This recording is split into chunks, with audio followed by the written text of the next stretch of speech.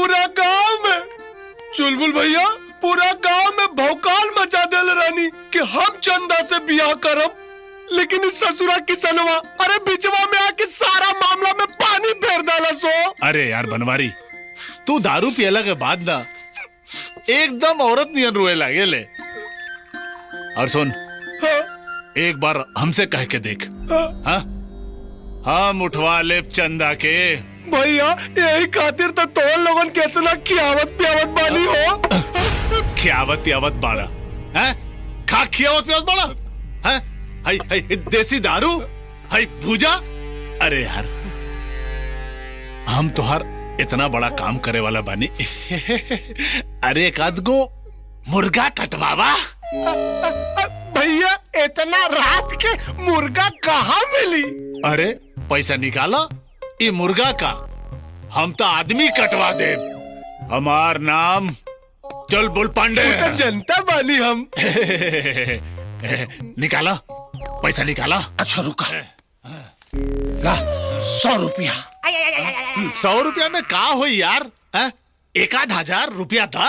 भैया पैसा नहीं खे, पैसा खत्म। नहीं खे ना। पक्का? पक्का ना भैया। अरे अरे धंधा का पैसा, अरे कत्था चूना का पैसा महाराज, अरे छोड़ दो।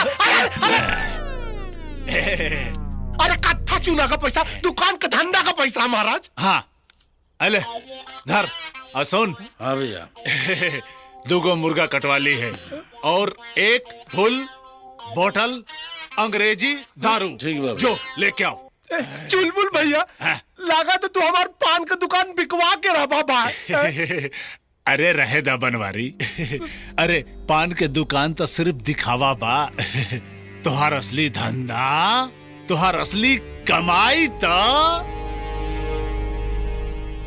ब्याज पे पैसा चलावल बा। तो अभी जा बड़े जो। ज्यादा नहीं भैया, ज्यादा। सुन, सुन। हाँ भैया।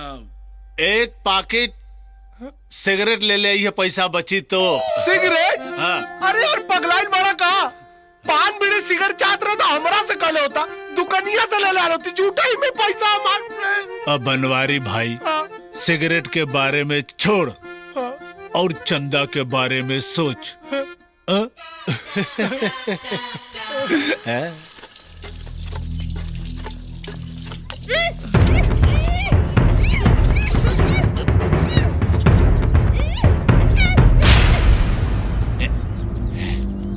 ए बनवारी, देख देख देख तोर चंदा आ गई।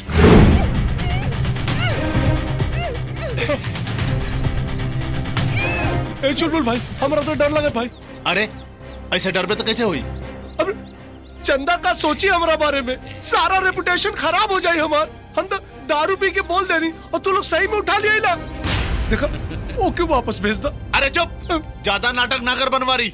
अरे ई कुल चंदा के इतना मेहनत से उठा के ले बड़ा सन, और तू हमनी के दोस्त देता रे? दोस्त में के देता नहीं हम तो। अरे ले आवा ले आवा। हमरा के माफ कर दो चंदा, हमरा के माफ कर दो चंदा। तोरा प्यार के चक्कर में बहुत बड़ गलती हो गई हमरा से। अरे वारे बनवारी, लड़की उठावे खातिर तो बहुत फुदकत रहे। अब का भइल? अरे कहाँ घुस गई तोर मर्दानगी? अरे जा जाके चूड़ी पहन ले। चंदा, ए चंदा, का हम तोरा से हाथ जोड़ के माफी मांगनी अते हमरा के थप्पड़ मार देले। आज तो रू हाल करब ना कि केहू के मुंह दिखावे लायक ना रहबे। हाँ हाँ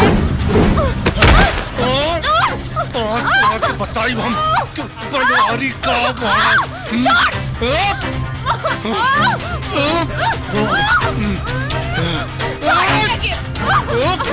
हमरा के बोल के अरे रुक, आज बताई।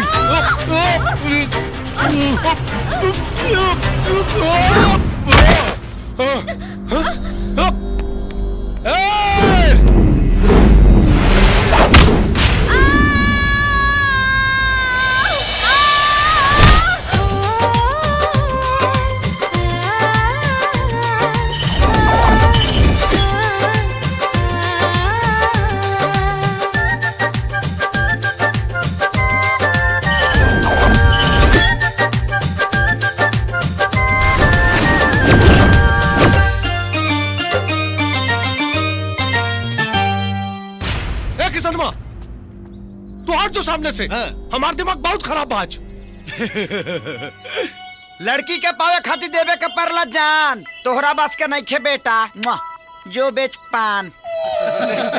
चुप ये ऐसे ना मानी। ए, मारा करा के, मारा करा के, मार जा बजरंग बली।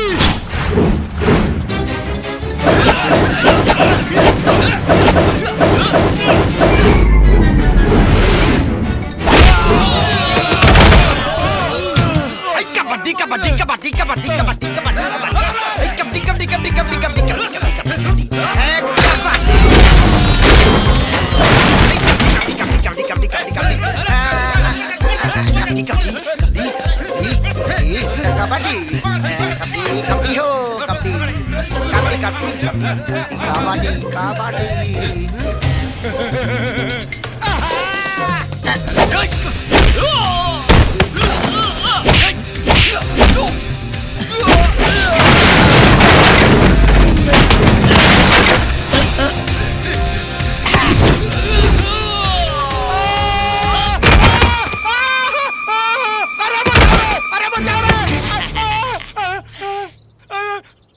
रहल सुपर कारे मौगा हवा चल गलिस ना ऊपर। ए भाई जल्दी उतार ना तो फाट जाई कुकर। देख भाई लड़की हंसतिया। नीचे उतार नहीं तो इज्जत उतर जाई भावा। अभी तो इज्जत उतरल बा बाबू, अब देख तोर का उतरता।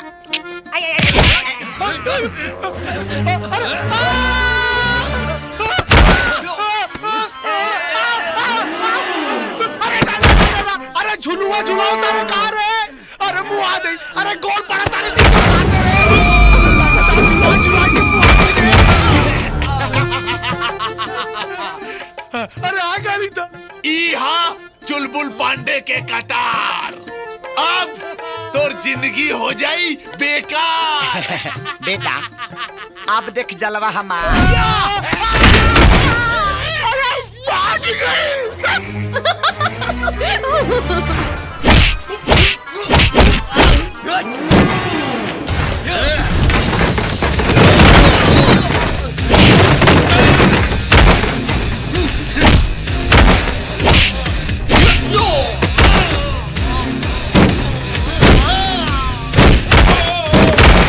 आज तो रखे छोड़ब ना चंदा।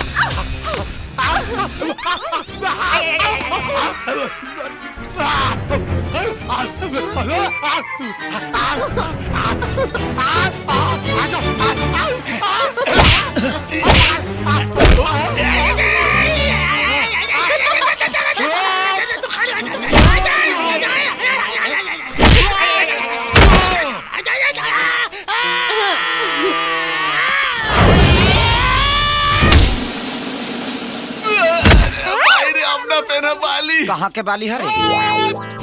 बहुत बीच में घुसा घुसी करता है।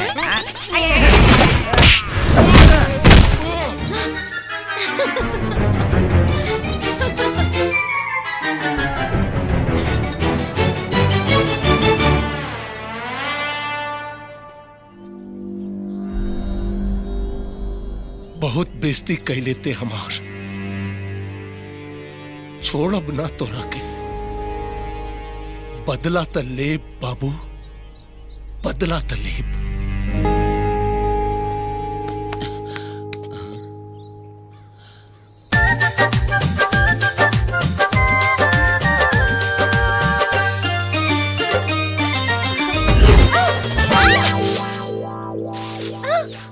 बाय।